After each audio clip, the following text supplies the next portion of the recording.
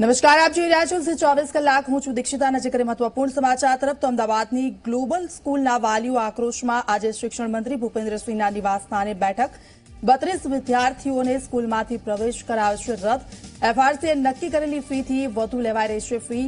ગઈકાલે કમલમ ખાતે મુખ્યમંત્રીને રજૂઆત કરવા માટે આ વાલીઓ પહોંચ્યા હતા।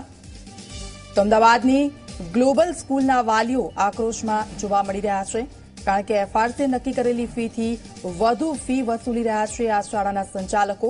અને ગઈકાલે તેઓ મુખ્યમંત્રીને કમલમ ખાતે રજૂઆત કરવા માટે પહોંચ્યા હતા, પરંતુ મુખ્યમંત્રી આવે તે પહેલા જ પોલીસે આ તમામ વાલીઓને ત્યાંથી ખસેડી મૂક્યા હતા। અને આજે શિક્ષણ મંત્રી ભૂપેન્દ્રસિંહ ચુડાસમાના નિવાસસ્થાને તેમની બેઠક યોજાશે। વાલીઓ સાથે તેઓ ચર્ચા કરશે, કારણ કે બાળકોના ભવિષ્યનો સવાલ છે। બાળકોની શાળા કે જેનું પહેલું સત્ર જેની શરૂઆત થઈ ચૂકી છે, પરંતુ અત્યાર સુધી આ વાલીઓ પોતાના બાળકોને લઈને આમથી આમ ધક્કા ખાઈ રહ્યા છે।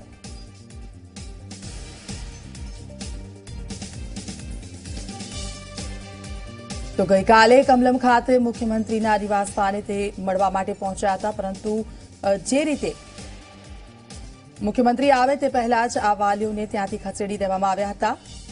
32 વિદ્યાર્થીઓને સ્કૂલમાંથી પ્રવેશ રદ કરાયો છે। એફઆરસીએ નક્કી કરેલી ફીથી વધુ ફી આ શાળાના સંચાલકો વસૂલી રહ્યા છે। પહેલા તો ફીના મામલાને લઈને બાળકોને એક રૂમમાં બંધ કરી દેવામાં આવ્યા હતા। ત્યારબાદ વાલીઓ મોટા કાફલા સાથે શાળા ખાતે પહોંચ્યા હતા, પરંતુ શાળાની જે મનમાની હતી તેને લઈને વાલીઓ વિરોધ પણ કર્યો હતો અને તેઓ મુખ્યમંત્રીને રજૂઆત કરવા માટે કમલમ ખાતે પહોંચ્યા હતા। કમલમમાં તેમણે મુખ્યમંત્રીને મળે તે પહેલા જ પોલીસે આ વાલીઓને ત્યાંથી ખસેડી મૂક્યા હતા। અને આજે હવે આ જ બાબતને લઈને તેઓ શિક્ષણ મંત્રી ભૂપેન્દ્રસિંહ ચુડાસમા સાથે તેમના નિવાસસ્થાને બેઠક કરશે। આપ જોઈ શકો છો, આમથી આમ વાલીઓ પોતાના બાળકોને લઈને રખડી રહ્યા છે તેવી હાલત તેમની થઈ ગઈ છે, કારણ કે શિક્ષણનું પહેલું સત્ર કે જેની શરૂઆત થઈ ચૂકી છે અને તેમના બાળકો હજી સુધી શાળામાં પ્રવેશ પણ નથી મળી રહ્યા। વધુ વિગતે વાત કરવા સંવાદદાતા હિતલ પારેખ આપણી સાથે જોડાઈ ગયા છે લાઈવ। હિતલ, શું અપડેટ્સ પ્રાપ્ત થઈ રહ્યો છે? વાલીઓ આમથી આમ ધક્કા ખાઈ રહ્યા છે, બાળકોના ભવિષ્યનો સવાલ છે।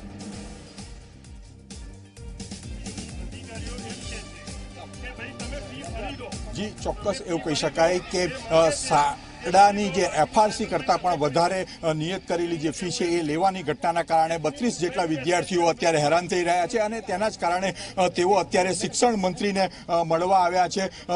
ખાસ કરીને જોવા જઈએ તો શું તમારી સમસ્યા શું છે? કારણ કે એફઆરસી જે નક્કી કરેલી ફી કેટલી છે અને શાળા કેટલી ફી લે છે?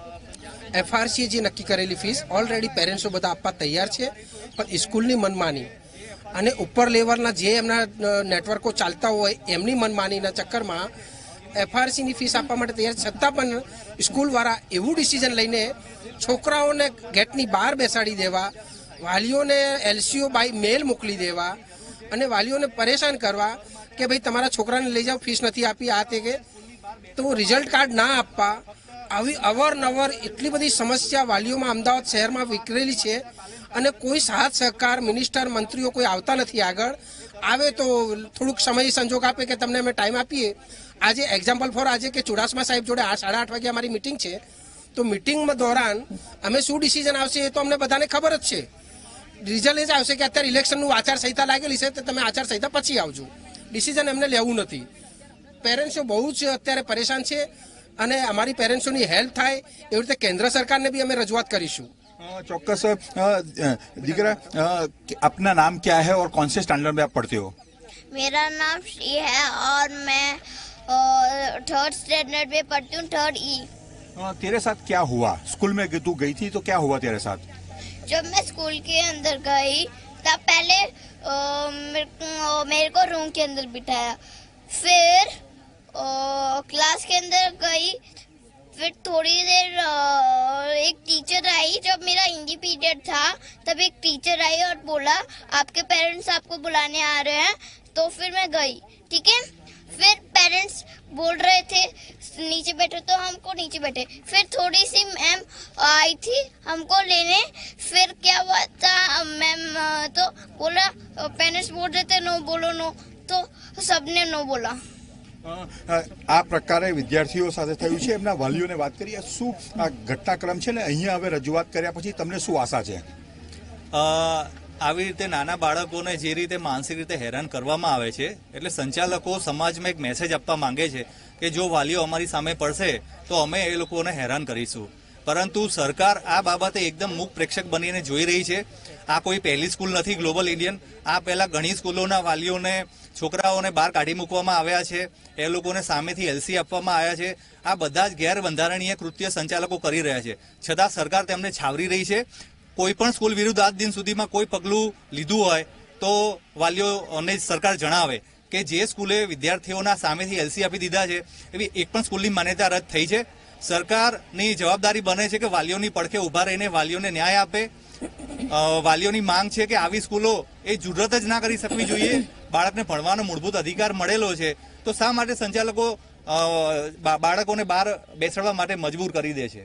જી ચોક્કસ એવું કહી શકાય કે આમનું સ્પષ્ટ માનવું છે કે જે 32 વિદ્યાર્થીઓ છે એ વિદ્યાર્થીઓનું ભવિષ્ય જોખમમાં ન મુકાવવું જોઈએ. સાથે સાથે જો એફઆરસીનો નિયમનું પાલન સ્કૂલ ન કરતી હોય તો એ સ્કૂલ સામે માન્યતા રદ થાય ત્યાં સુધીના પગલાં ભરવા જોઈએ. જી બિલકુલ આભાર હિતલ સમગ્ર વિગત બદલ. તો જે રીતે એફઆરસી વધુ ફી વસૂલી રહી છે તેવો આક્ષેપ વાલીઓ કરી રહ્યા છે અને સતત વાલીઓ આમથી આમ ધક્કા ખાઈ રહ્યા છે પોતાના બાળકોને લઈને. આજે પણ તે લોકો મળવા માટે શિક્ષણ મંત્રીને મળવા માટે તેમના નિવાસસ્થાને પહોંચ્યા હતા.